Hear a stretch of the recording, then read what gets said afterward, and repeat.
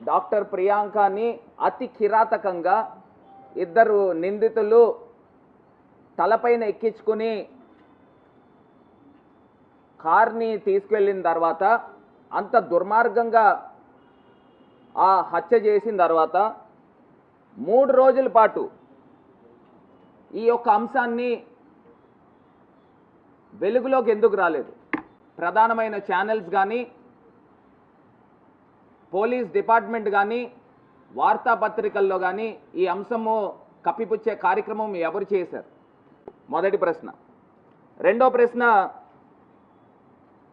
ఎవరైతే ఈ ఘటనకు పాల్పడిన నిందితులు ఉన్నారో 3 రోజుల పాటు 3వ తారీఖు ఘటన జరిగితే పోలీస్ డిపార్ట్మెంట్ పత్రికా ప్రకటన ఏమని ఇచ్చారంటే 6వ తారీఖున అరెస్ట్ చేశామని చెప్పేసి పత్రికా ప్రకటన ఇచ్చారు. 3 రోజుల పాటు ఈ నిందితులు ఎక్కడున్నారు? అబ్స్కాండింగ్లో ఉన్నారా, లేకపోతే పోలీస్ కస్టడీలో ఉన్నారా, లేకపోతే రాచమర్యాదలు చేస్తూ అధికార పార్టీ ఎక్కడైనా దాచిపెట్టారా? ఇది నా రెండో ప్రశ్న. మూడో ప్రశ్న, చాలా సింపుల్ సెక్షన్స్. డిఎస్పీ మాట్లాడింది కూడా ఉంది, అది కూడా చూపిస్తాను. ఒక చిన్న యాక్సిడెంట్, డిఎస్పీ 6వ తారీఖున ప్రెస్ మీట్ పెట్టి చెప్పిన మాట అండి, ఒక చిన్న యాక్సిడెంట్ జరిగింది అని చెప్పి వాళ్ళే ధృవీకరించేశారు.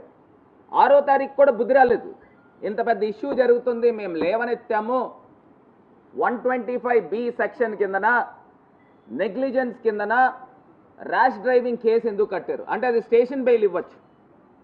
ఆ సెక్షన్ 6వ తారీఖు దాకా మేము ఎత్తుకున్న తర్వాత వరకు కూడా ఎందుకు పోలీస్ డిపార్ట్మెంట్కి కళ్ళు కనబట్టలేదా? పోలీస్ డిపార్ట్మెంట్కి సీసీ ఫుటేజ్లు కనబట్టలేదా? 3 సార్లు గుద్ది గుద్ది గుద్ది తలపై నుంచి పుచ్చకాయ ఎక్కించుకున్నట్టు ఎక్కించుకుని వెళ్ళిపోయారే, తల పగిలిపోయేలాగా యాక్సిడెంట్ చేశారే, ఆ మాత్రం తెలియట్లేదా పోలీస్ డిపార్ట్మెంట్కి?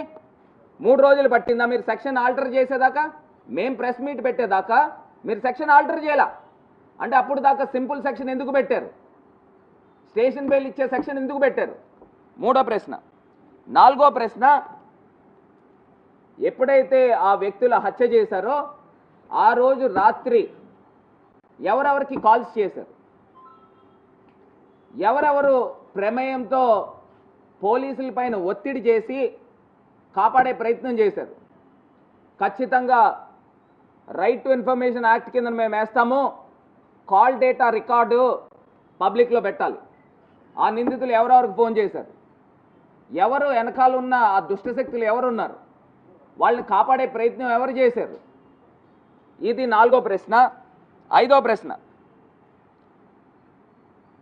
ఎమ్మెల్యే ఈవీఎం ఎమ్మెల్యే బయటకు వచ్చి అతను చెప్తాడు, ఇది కేవలము మద్యం మత్తులో జరిగిన హిట్ అండ్ రన్. అతను చెప్తున్నాడు చూడండి, అందులో కూడా క్లియర్గా ఉంది, ఇది కేవలం అంట. ఏమయ్యా, ఒక మనిషి ప్రాణము పోతా ఉంటే ఇది కేవలము మద్యం మత్తు అంటావేంటి? నీకేమన్నా బుర్రుందా? అంత అతి కిరాతకంగా తలపై నుంచి కారు ఎక్కించుకుని తీసుకెళ్ళిపోతే అది కేవలం మద్యం మత్తులో జరిగిన హిట్ అండ్ రన్ కేసుని పోలీసు శాఖ స్పష్టం చేసిందంట. అసలు నువ్వెవరు? పోలీస్ డిపార్ట్మెంట్కి అన్ని ఎవిడెన్స్ ఉన్న తర్వాత నీ ఇష్టం వచ్చిన మెసేజ్లు నీ ఆఫీషియల్ పేజ్లో పెడతావా?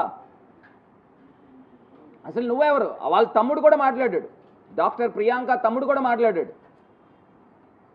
అది కూడా చూపిస్తాను. దాని తర్వాత నా 6వ ప్రశ్న, రాజమండ్రిలో చిన్న ఘటన. మొన్న ఓపెన్ ఎయిర్ థియేటర్ది ఆ స్క్రీన్ మునిగిపోయిందని చెప్పి రాజమండ్రిలో సోషల్ మీడియా పేజీలు కోడై కూసినాయి. ఇంత పెద్ద ఘటన జరిగి 2 తెలుగు రాష్ట్రాలని కుదిపేసే ఘటన జరిగితే రాజమండ్రి సోషల్ మీడియా ఇన్ఫ్లుయెన్సర్ పేజీలు ఎందుకు మోగబోయినాయి? ఎవరు ఒత్తిడి చేశారు?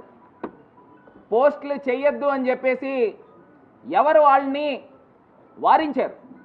దీనిపైన సమగ్రమైన ఎంక్వైరీ జరగాలి. ఇది ఖచ్చితంగా ముమ్మాటికి అధికార పార్టీ యొక్క ఒత్తిడితోనే ఇది ఆపడం జరిగిందనేది నాకు సమాచారం.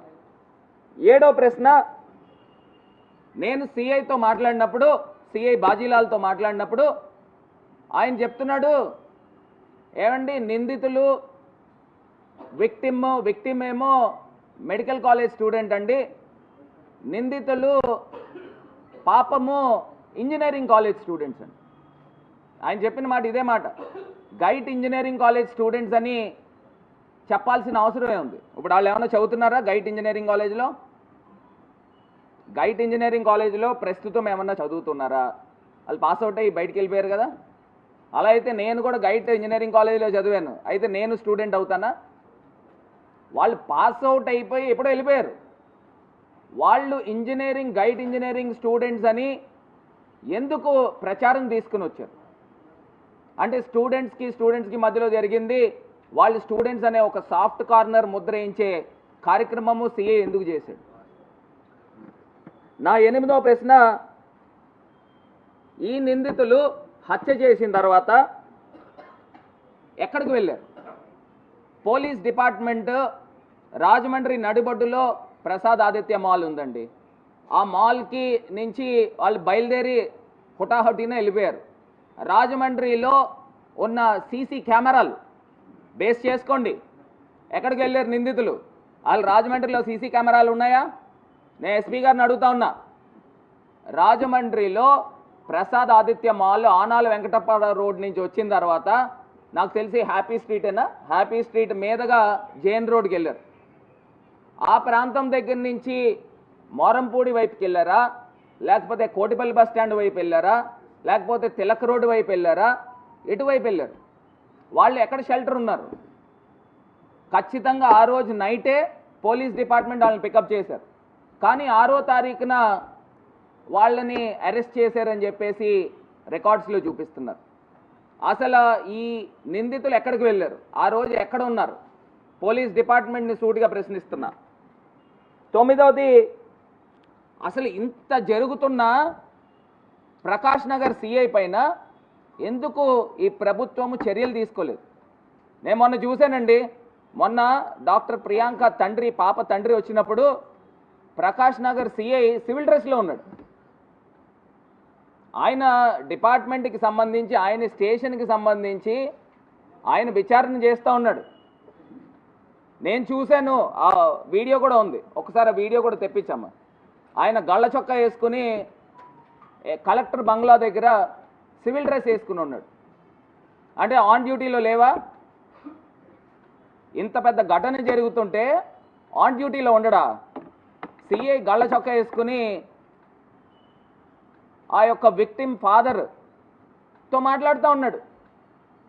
అసలు ఏం జరుగుతోంది ఆంధ్రప్రదేశ్లో? నా 10వ ప్రశ్న చాలా ఇంపార్టెంట్. 10వ ప్రశ్న నేను చెప్తా ఉన్నా. మా సోషల్ మీడియా పేజెస్లో నేను పోస్ట్ చేశాను. రాష్ట్ర మాజీ ముఖ్యమంత్రి వర్యులు జగన్మోహన్ రెడ్డి గారు కూడా ఎక్స్లో పోస్ట్ చేశారు. ఏమి అంత అఫెన్సివ్ కంటెంట్ ఉందని నా పోస్ట్ని మెటాకి పంపించి డిలీట్ చేయించారు. నేను అడుగుతా ఉన్నా, సూటిగా ప్రశ్న అడుగుతా ఉన్నా. ఫేస్బుక్లో నేను పోస్ట్ చేసిన అంశము డాక్టర్ ప్రియాంక ఘటన గురించి నేను పోస్ట్ చేస్తే వీళ్ళు పోలీస్ డిపార్ట్మెంటా లేకపోతే రాష్ట్ర ప్రభుత్వమా ఎవరు మెటాకి కన్సల్ట్ చేసి ఆ పోస్ట్ని డిలీట్ చేయించారు?